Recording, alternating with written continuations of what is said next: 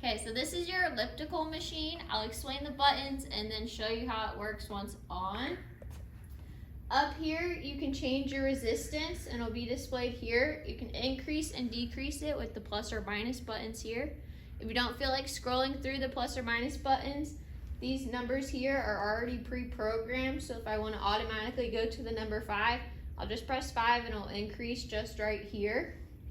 Your power is displayed here. Your cycles per minute is here, and then your calories will be here. Next, when you first start pedaling, it will pop up right here and it will say Trac, and it will tell you to select an exercise program. These are your exercise programs. So this stopwatch one here is just going for time. It'll count down from 30 minutes. This next one's going based off of your heart rate. These little silver platelets here will monitor your heart rate. It'll change the resistance, increase and decrease based off of your heart rate.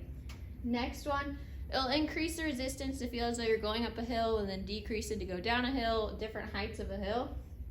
This next one is a random burst. It'll randomly increase it really high and then really low and up and down from there. This next one is like you're going up a really steep hill and then eventually going down a really steep hill. And this last one here is going for distance. I'll put you on here for a mile.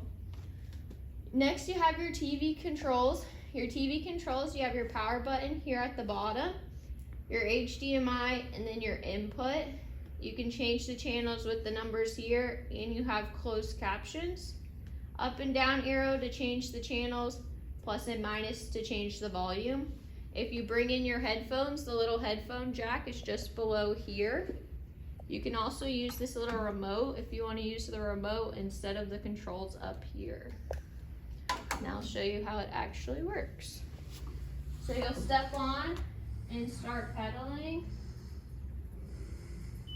It'll say Trac, and then from here you can either press this green button or select a program here.